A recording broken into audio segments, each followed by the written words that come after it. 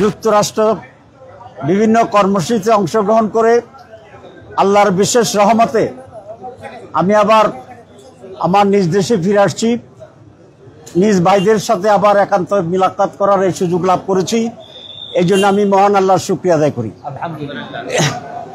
আপনারা জানেন যে এবার ইউনাইটেড নেশনসের জেনারেল অ্যাসেম্বলি যেটা ছিল, সংক্ষেপে আঙ্গা বলা হয়, ইউনাইটেড নেশনস জেনারেল অ্যাসেম্বলি, সেই প্রোগ্রামেই আমাদের প্রধান উপদেষ্টার সাথে যে ডেলিগেশন ছিল তারই একজন হয়ে আমি প্রোগ্রামে অংশগ্রহণ করেছিলাম। এটা হচ্ছে সারা দুনিয়ার সমস্ত জাতিসংঘের সদস্য রাষ্ট্রের প্রধানদের একটি সম্মেলন। সকল দেশের রাষ্ট্রপ্রধানরা এখানে যোগ দিয়েছিলেন। তো বাংলাদেশ থেকে এটা একটা ব্যতিক্রম ছিল যে কোন একটি সরকারি ডেলিগেশনে দেশের রাজনীতি প্রধান স্টেকসে যারা আছে তাদেরকেও প্রতিনিধিত্বের সাথে এখানে এক করা হয়েছে। This is the first time in the history of Bangladesh delegation to United Nations. এটা ব্যতিক্রম ছিল এবং সেই জন্য আমি প্রধান উপদেষ্টাকে ধন্যবাদ জানাই।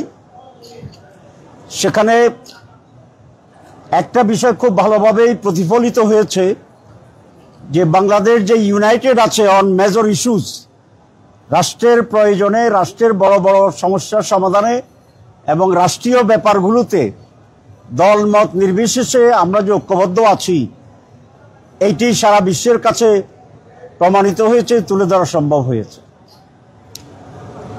সেখানে অনেকগুলো প্রোগ্রামে আমরা অংশগ্রহণ করেছি। জাতিসংঘের সাধারণ অ্যাসেম্বলি যেটা, সেখানে বাংলাদেশে যারা ইনভেস্ট করে বড় বড় company, investors forum of Bangladesh, সেখানে আমরা পার্টিসিপেট করেছি, আমরা কথা বলেছি। ফরেন মিনিস্টার্সদের জন্য একটা মিটিং ছিল, সেই ফরেন মিনিস্টার্স মিটিংয়ে সকল দেশেরই প্রায় পররাষ্ট্রমন্ত্রী উপস্থিত ছিলেন। বাংলাদেশের পররাষ্ট্রমন্ত্রী ছিলেন নিউ ইয়র্কে, কিন্তু সরকার সেখানে আমাকেই প্রতিনিধিত্ব করার জন্য সুযোগ দিয়েছিল। তো স্বল্প সময়ের জন্য আমি পররাষ্ট্র মন্ত্রণালয়ের প্রতিনিধিত্ব করার সুযোগ সেখানে আমার হয়েছে এবং অন্যান্য সকল দেশের পররাষ্ট্রমন্ত্রীদের সাথে আমার আলাদাভাবেই কথাবার্তা বলার, প্রতিনিধিত্ব করার সুযোগ হয়েছে। এর বাইরে অনেকগুলো সাইড অর্গানাইজেশন, সাইড প্রোগ্রাম হয়, আপনারা জানেন জাতিসংঘের সাইড লাইনে বলা হয়। তো এরকম অসংখ্য প্রোগ্রামে আমরা যোগ দিয়েছি। আরেকটা গুরুত্বপূর্ণ প্রোগ্রাম ছিল এনআরবি, নন রেসিডেন্ট বাংলাদেশ, মানে বাংলাদেশের মানুষ যারা আমেরিকায় বসবাস করে এবং পৃথিবীর অন্যান্য দেশ থেকেও কিছু লোকেরা আসছে। এটা খুবই একটি ইম্পর্টেন্ট প্রোগ্রাম ছিল। সেখানে আমাদের প্রধান উপদেষ্টা ছিলেন, আমরা যারা ওনার সাথে গিয়েছি 3টি দলের প্রতিনিধি, তাদেরও বক্তব্য রাখার সুযোগ হয়েছিল এবং আমেরিকা সহ আশেপাশের দেশের বাংলাদেশের অত্যন্ত গুরুত্বপূর্ণ লোক যারা ছিল তারাও সেখানে ছিল। এটা খুব একটা সুন্দর এবং ভালো প্রোগ্রাম হয়েছে। বাংলাদেশের ফিউচারে যারা আমাদের বিদেশে অবস্থান করেন তাদের ব্যাপারে বাংলাদেশ কি চিন্তা করছে, তারা বাংলাদেশের ব্যাপারে কি চিন্তা করছে, এসব বিষয়ে আলোচনা হয়েছে। বিশেষ করে প্রবাসীদের ভোটের অধিকার যেটা অতীতে তারা হয়নি, এবার জামাত ইসলামীর পক্ষ থেকে এই দাবিটি অত্যন্ত জোরদারভাবে ছিল। প্রথম আমরা করেছি, গভর্নমেন্টও নীতিগতভাবে একমত হয়েছে প্রবাসীদেরকে ভোটার করার জন্য।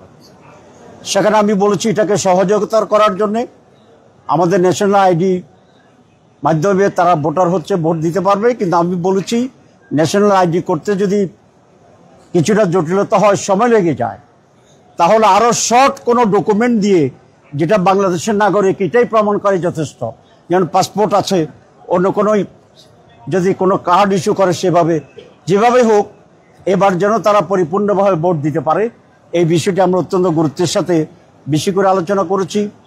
বাংলাদেশে তাদের জন্য একটা আলাদা ইনভেস্টমেন্ট, যে আমাদের ফরেন ইনভেস্টমেন্টের জন্য যে একটা বডি আছে আপনারা জানেন, আমরা প্রবাসীদের জন্য একটা আলাদা প্যারালাল বডি তৈরি করা, তাদের ইনভেস্টমেন্টের জন্য এখান থেকে গাইড করা, নানা বিষয়ে আমরা সেখানে নতুন করে প্রস্তাবনা পেশ করেছি। এর বাইরে নিউ ইয়র্ক এবং আমেরিকায় অবস্থানরত বিভিন্ন শহরের বাইরা সেখানে আমার জন্য একটা সম্বর্ধনা আয়োজন করেছিল এবং আমি অবাক হলাম যে হাজার হাজার মানুষ সেখানে উপস্থিত হয়েছে। এটা মনে হচ্ছে যেন চিল মৈত্রী সম্মেলনে এক বিশাল সমাবেশে আমি যোগ দিচ্ছি।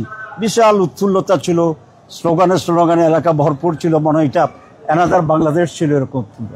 তো সেখানেও আমাদের প্রবাসী ভাইরা তাদের সমস্যার কথা বলেছেন, সম্ভাবনার কথা বলেছেন, বাংলাদেশ সম্পর্কে জানতে চেয়েছিল, বাংলাদেশের ভবিষ্যৎ ক্ষমতায় কারা যাবে সে সমস্ত আলোচনা হয়েছে, তারা কাকে চাচ্ছে মানুষ সেসব আলোচনা হয়েছে। বেশ করে ডাকসু এবং জাকসু নির্বাচনে যে রেজাল্ট হয়েছে তার প্রভাব দেখলাম শুধু বাংলাদেশে না, আমেরিকার মাটিতেও বাংলাদেশের ভিতরে বিশাল প্রভাব সৃষ্টি করছে আলহামদুলিল্লাহ। তো এই সব জায়গাতে একটা সফল প্রোগ্রাম আমরা করেছি আল্লাহর মেহরবানিতে। এরপরে শিকাগোতে আমার ছোট মেয়ে থাকে, সে আর্কিটেক্টে সেখানে মাস্টার্স ডিগ্রি করছে ইলিনয় ইউনিভার্সিটিতে, তাকেও দেখার জন্য গিয়েছিলাম। শিকাগো থেকে আজকে দুবাই হয়ে এমিরেতের ফ্লাইটে এখন ঢাকা এসে নামলাম, আপনাদের সাথে সাক্ষাৎ হয়েছে। আপনারা এখানে কষ্ট করে উপস্থিত হয়েছেন, এই জন্য আমি অত্যন্ত কৃতজ্ঞ এবং উৎফুল্ল প্রকাশ করছি। ইতিমধ্যে বাংলাদেশের রাজনীতিতেও খুবই চলমান, অনেক কিছু হচ্ছে, খবর পাচ্ছিলাম। ইনশাল্লাহ এখন দেশে আছি, নিজেও সক্রিয়ভাবে এখানে আবার অংশগ্রহণ করতে পারবো আমি ইনশাল্লাহ আশা করি। আপনারা জানেন যে কমিশনের মিটিং আবার বহুদিন পরে শুরু হয়েছে, আগামীকাল মিটিং আছে, আমাকে এখনই জানানো হলো, এবং আশা করি সেই মিটিংয়েও ইনশাল্লাহ আবার পার্টিসিপেট করব।